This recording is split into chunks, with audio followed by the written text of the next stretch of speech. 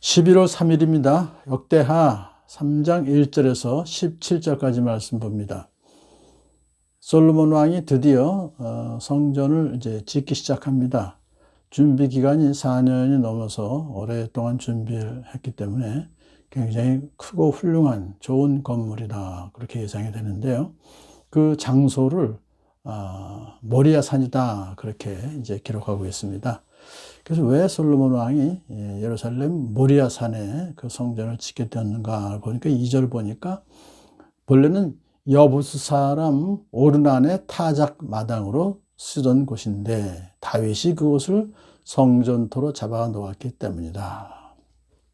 그래서 솔로몬은 아버지께서 잡아 놓으신 성전터를 그대로 이어받아서 거기다가 이제 성전을 짓기 시작한 것입니다. 원래 이 모리아 땅이라고 하는 것은 아브라함 때 이미 우리가 알던 것이죠. 아들 이삭을 하나님께서 바치라 그래서 제단을 쌓았던 것이 바로 모리아 산이죠. 그런데 죽이려고 하자 하나님께서 그의 순종함을 보시고 믿음을 보시고 그것을 막으시고 숫양을 준비해서 대신 제물로 바쳐드렸던 곳이다. 그래서 여호와 이레라고 하는 이름을 거기서 이제 붙였던 것이죠.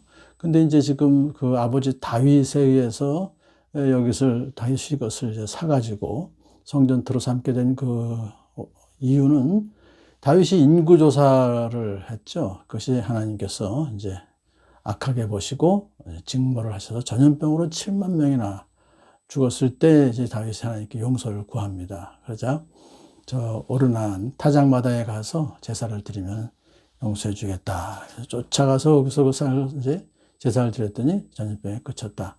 하나님의 그 긍휼하심이 나타나는 곳이다. 그래서 이제 그 성전의 의미가 바로 인간의 죄를 회개했을 때 하나님께서 용서해 주시는 그런 의미가 달려 있고, 또 하나는 거기서 수장이 대신 이삭 대신 이렇게 희생 제물로 바쳤던 것처럼 예수 그리스도께서 그 모리아산 그곳에서 이제 십자가에 달려 희생하심으로 우리 모든 인류가 구원받았다는 그런 뜻을 갖고 있는 것이죠. 자, 우리 솔로몬이 이제 드디어 그 성전을 짓기 시작했는데 시작한 그 크기가 옛날 모세 때 지은 그 성막보다 배가 됩니다. 2배가 됩니다. 성전의 길이가 60자, 이 자라고 하는 것은 규빗이죠. 그것은 팔 끝에 팔꿈치부터 손끝까지 보통 사람의 그것이기 때문에 45cm 정도 보면, 하여튼 60자라고 하는 것은 30m, 폭은 10m, 그러니까는 굉장히 큰 건물입니다. 성전 앞 현관의 길이가 이제 10m고 높이가 대신에 60m, 굉장히 높은 그런 20층짜리 건물이나 되는 그 정도로 높은 현관을 만들어서, 근데 현관 앞 벽을 순금으로 입혔다고 그랬습니다. 이제 본당 안 벽도 순금으로 입히고 보석으로 성전을 꾸며서 아주 화려하게 했습니다. 또 이제 지성소도 그 내부에 또 600달란트의 순금을 붙였어요. 진짜 대단히 많은 금박을 지성소 안에도 붙였고요. 다락의 방에도 붙였다. 온통 이 성전을 이렇게 금으로 입힌 이유는 뭘까요? 금은 하나님의 거룩하심과 영광을 상징합니다. 그래서 이 성전에는 하나님의 영광이, 거룩함이 임재한다, 그렇게 보는 것이고요. 또한 종려나무와 사슬 모양을 본당 안벽에 새겼습니다. 그것은 또 생명의 풍성함을 말하는 것입니다. 그러므로 성전에서는 하나님의 생명이 넘치도록 흘러나오는 것이다.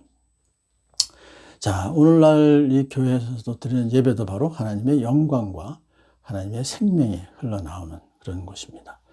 자, 지성소의 이제 크기가 길이가 10m, 너비가 10m, 높이도 10m로 완전 정육각 육면체입니다. 이것은 완전하신 하나님의 임재함을 그렇게 상징하는 것인데요. 거기에 이제 특이한 것은 2개의 그룹 형상을 만들어 놓고 또 금으로 입혔다 그랬죠. 이게 대단한 것이죠. 그룹은 천사를 말하는데 이건 날개 달린 천사로 성경에 나와 있습니다. 그래서 이 그룹의 양 날개를 펴서 서로 연결시켰더니 그것이 바로 10m, 한 그룹의 날개 그 길이가 2.5m이기 때문에 4개가 이렇게 있으니까 10m나 되는 그런 것을 꽉 찬 모습을 보고 있는데, 두 그룹의 눈은 지금 성전 본관 쪽을 향하고 있다, 바라보고 있었다 그래요. 과거 모세 성막에서 두 그룹들은 서로 마주보고 있었죠. 근데 여기 솔로몬 성전은 그 두 그룹이 정문을 바라보고 있었다, 그렇게 기록이 되어 있습니다. 자, 두 그룹이 이제 지성소에 두 날개를 펴고 있다라고 하는 것은 하나님의 영광이 충만하다 하는 것을 또 상징하고 있습니다. 자, 청색실, 자주색실, 홍색실로 가는 대로 휘장을 짜고 그 외에 그룹들의 모양을 수놓았다. 그러니까 성소와 지성소 사이에 있는 휘장에도 그룹들이 새겨져 있다는 것을 우리가 볼 수 있으며, 하나님의 영광의 충만함을 우리가 알 수가 있죠. 근데 지성소라고 하는 것은 대제사장이 1년에 한 번씩 들어가서 온 이스라엘 백성의 죄를 용서받는 것이죠. 하나님께 나아가서. 그러니까 그 하나님의 임재하심은 하나님의 거룩하심과 용서하심, 사유하심이 그 안에 들어있다는 것입니다. 자, 이제 성전 밖에는 높이 35자, 그러니까 약 17m짜리 기둥 둘을 세웠습니다. 그 꼭대기에는 아주 기둥머리를 얹었는데, 목걸이 모양의 사슬을 만들어서 두 기둥 머리에 두르고 아주 석류 모양도 100개를 만들어서 그 사슬에 달았어요. 아주 화려하게 만들었습니다.